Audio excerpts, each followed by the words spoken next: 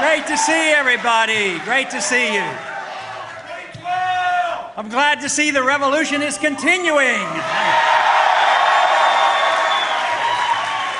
Well, we have first seen some of the results of the revolution a few years ago, and that was last year's election. I understand we had a few new members sent to Congress, and we have you to thank you for. But I do want to take a moment to take a little special privilege and say we also had a new senator from Kentucky, and we like that too.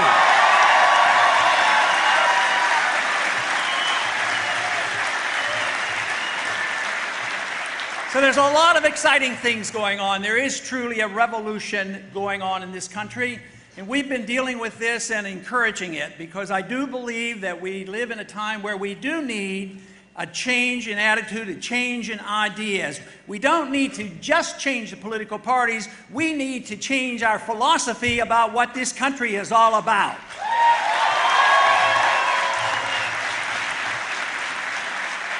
You know, this past week we had a pretty good victory for the freedom movement. We had a vote come up all of a sudden under suspension, and it had to do with the Patriot Act. And the Patriot Act we know has nothing to do with patriotism. They always name it opposite of what it is. The Patriot Act is literally the destruction of the Fourth Amendment. That's what it's all about.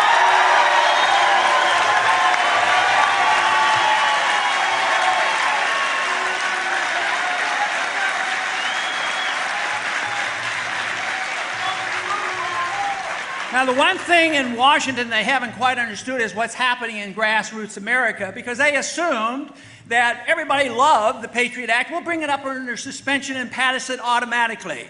Well, we didn't get a majority vote, but they didn't pass it automatically with a 2/3 vote, sending a message that this country is waking up and we want to protect our civil liberties as well as our economic liberties.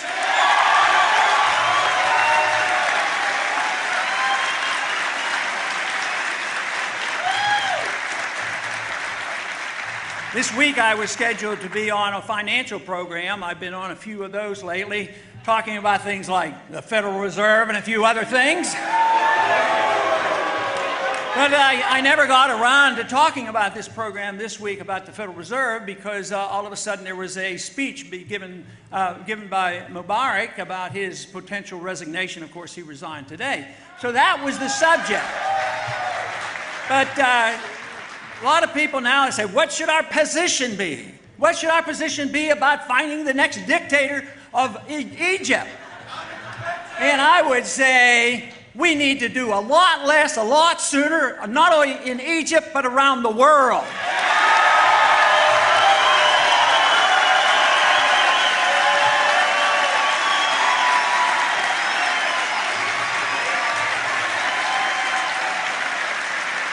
You know, some people want to argue with us about that and say we have a moral responsibility to spread our goodness around the world, and it's our obligation to do this. But let me tell you, fiscal conservatives should look at this carefully. How much did we invest in that dictator over the past 30 years? $70 billion we invested in Egypt. And guess what? The government is crumbling and the people are upset, not only with their government, but they're upset with us for propping up that puppet dictator for all those years.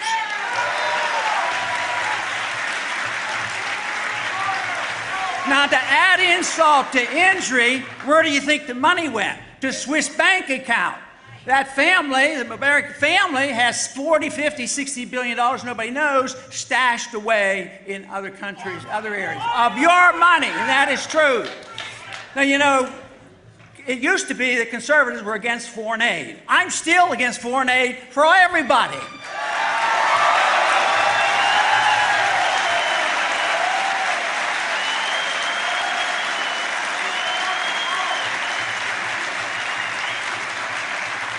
Now, I have a saying that I've used to describe foreign aid. Foreign aid is taking money from the poor people of a rich country and giving it to the rich people of a poor country.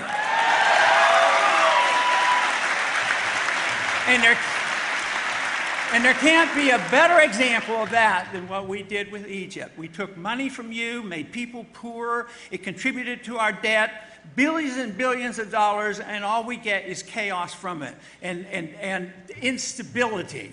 There's nothing wrong with what the founders talked about. They talked about having friendships and trading, getting along with people, and staying out of the entangling alliance in the internal affairs of foreign nations when it's none of our business.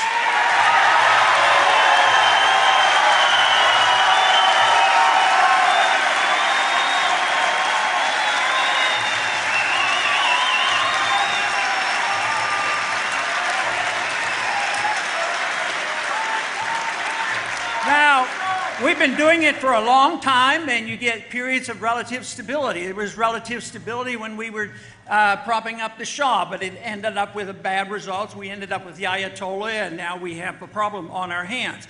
But all the Middle East is unstable because of this. Now it's Tunisia, next it's Egypt, and it's going to keep going because all the problems are there because the people don't like us propping up their dictators no more than we would like it if a foreign country came in here and propped up a dictator in our country.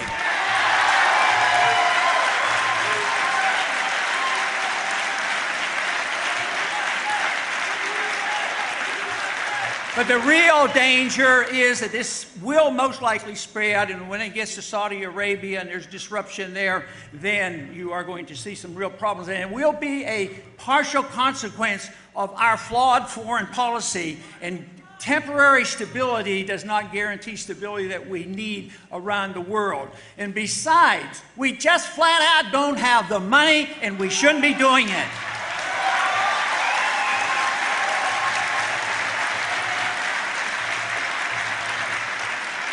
Just remember, the Soviet system did not collapse because we had to fight them.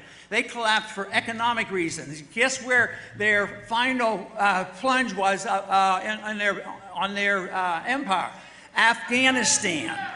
So it makes no sense for us to think that we can keep troops in 135 countries, 900 bases, and think we can do it forever. So no matter how badly you want us to do that, it's time to reassess that foreign policy. It's time for us to bring troops home. We've had troops in Japan since World War II and in Germany. Why are we paying for their defense?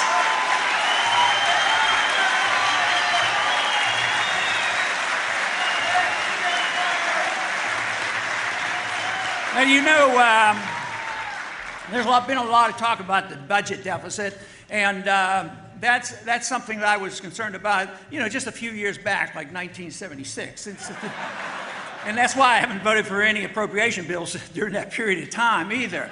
But people are starting to recognize it's bad. You know, we have to do something about it. We have to have a balanced budget amendment and all these things. But, you know, unfortunately, even in spite of the improvement in the Congress right now, we don't have the votes, which is tragic. It's going to continue, and we're going to continue to bail out. We're going to continue to spend the money. Nobody wants to cut. I'm sure that half the people in this room won't cut one penny out of the military. And the military is not equated to defense. Defense spending is one thing. Military spending is what Eisenhower called the military-industrial complex, and we have to go after that.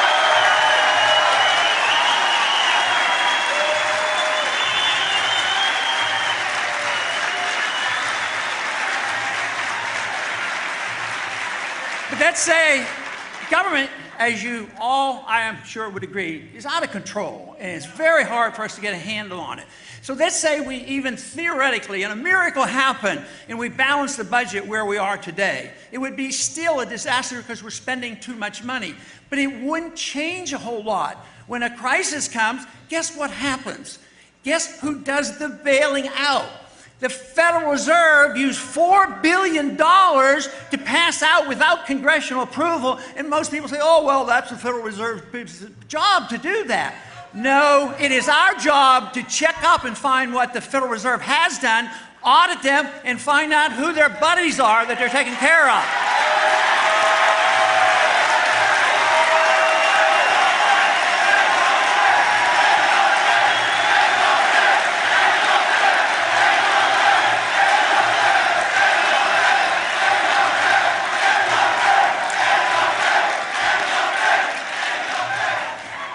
Federal Reserve creates money out of thin air. They can loan to banks, central banks of the world, to other governments and international financial institutions, and we're not even allowed to know. They resent the fact that when I ask these questions that they don't have to give us information. That's why the bill to audit the Fed is the first step to ending the Federal Reserve.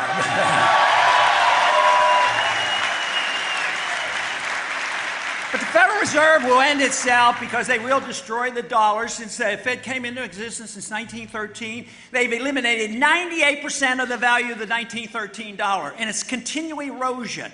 They pumped up at first when the crisis hit $1.2 trillion, another $600 billion, and believe me, there is an economic law that says you just can't continue to do this. So Congress has a responsibility. They should cut back, but Congress has a responsibility to protect the value of the currency, and that means that we have the moral and the legal authority to put checks on the Federal Reserve System.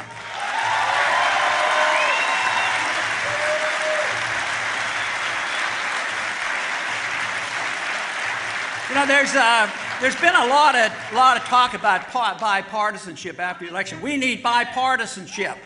And, you know, in some ways that might be true, but I'll tell you what I think about it. I think and I believe that we've had way too much bipartisanship for about 60 years.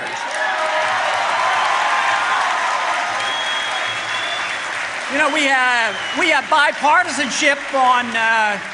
bipartisanship on medical care. You say, yeah, you know, the current administration has given us bad new medical care, but what is done on the other administration? We've been involved for a long time.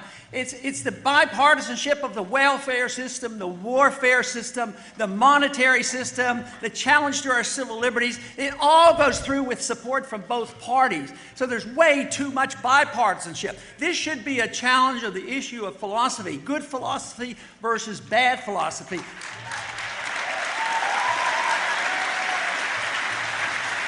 And when you can agree on something, you should make coalitions with whomever will agree with you and come together. But I'd like to see some bipartisanship, though. What I would like to see is take those big government conservatives who love to spend money and never cut their efforts and their spending, and get the big government liberals where they want to spend and never want to cut, and let them get together and say, you know, it's time, you know, this deficit is good. Let's have a little bit of bipartisanship and cut both.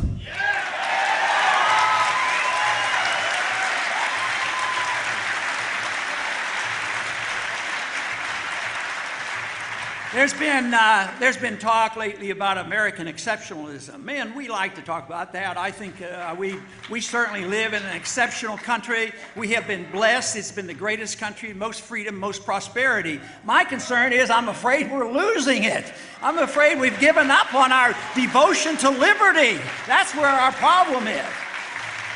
But, you know, where I think we go astray on this exceptionalism is there's some people, and sometimes they're referred to as neoconservatives, and they're sort of neo-Jacobins, where they believe that we have this moral responsibility to use force to go around the world and say, you will do it our way or else. Well, force doesn't work. It never works.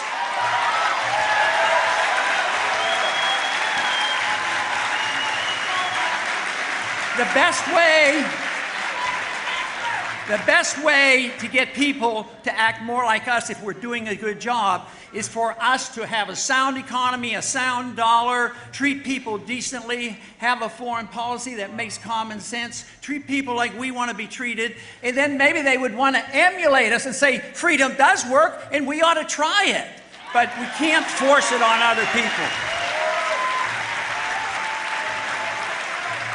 You know, there's one general rules about what we should expect from government. There is, the First Amendment is a great amendment.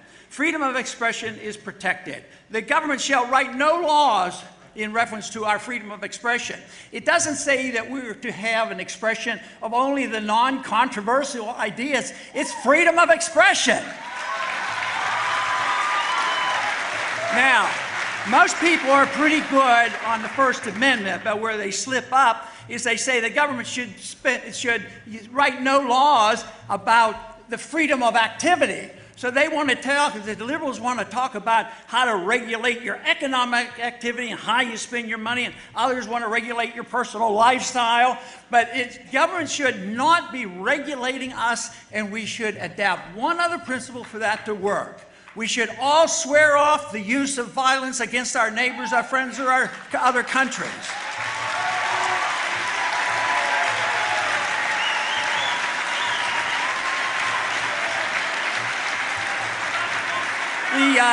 The purpose of all political activity, from my viewpoint, is to promote liberty. Liberty is the most important element. Liberty comes from our Creator. It doesn't come from our government. If we have a free society, we can go about our business and do our very best, work toward virtuous things and work toward excellence. When government takes over the role of making us virtuous and making us excellent and redistributing the wealth, they only do it at the expense of liberty, and that's why we're in such terrible shape today, is because we've allowed the government to be so much involved. Government should never be able to do anything you can't do.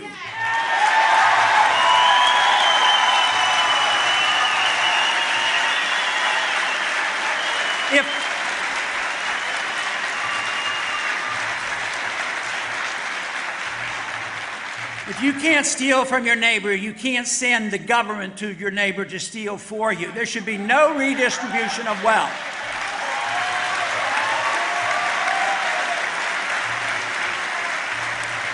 The exciting things that are happening today and gets me energized is coming to events like this and meeting with the young people and going to the campuses and finding out what Young Americans for Liberty have done. And believe me, the ideas and the principles of liberty are alive and well in the next generation, and there's every reason in the world for us to be optimistic about what's coming.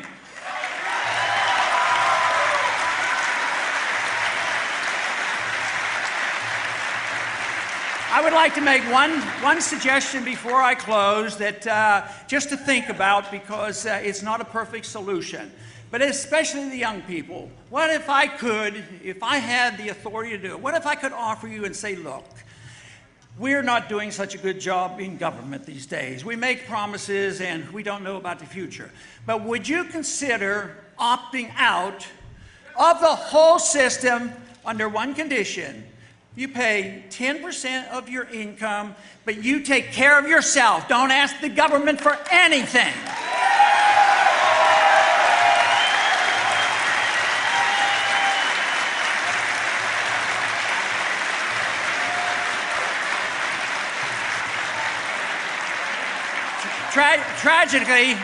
Tragically, you're probably going to have the opportunity, because government is in the process of failing, and they can't deliver on the goods, just as the Soviets couldn't deliver the goods and maintain their empire. We will have those same problems domestically, and we face serious economic problems as this dollar crisis evolves. But let me close with comments from Sam Adams. He says, don't worry about it if we're not a majority. All we need is a minority keen on spreading the brush fires of liberty in the minds of men. That is what we need to do. And believe me, the brush fires are burning. They will not be able to squelch the brush fire. They're burning and they're spreading, and people are getting excited because they're starting to separate it out, what true liberty is all about, what market liberty, personal liberty is, and what it means in foreign policy, what it means in our traditions, the American tradition, what it means because the Constitution confirms and confers with what I'm saying. There is no authority in the Constitution to have a Federal Reserve System, no authority for the welfare state, and no authority for the police state. It's not there.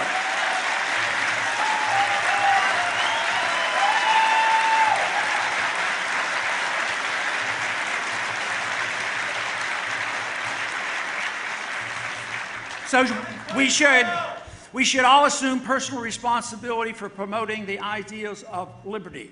And one thing that Samuel Johnson always advised when they were in the dire consequences of the problems of the revolution, he said, we cannot present long faces to the people, the colonists at that time, because it will make them realize how tough things are. So We should not have long faces. We do not know exactly what tomorrow will bring, but I do know that the effort is worthwhile, and I do know that you can have a lot of fun defending liberty, and believe me, if you understand liberty and realize it's the only humanitarian system that existed ever on mankind, I tell you what, if you learn about it, study it, and promote free market economics, and fight for this, I can guarantee you, you will sleep better at night, you will enjoy your life, and you will feel like you're doing something worthwhile. Defend liberty.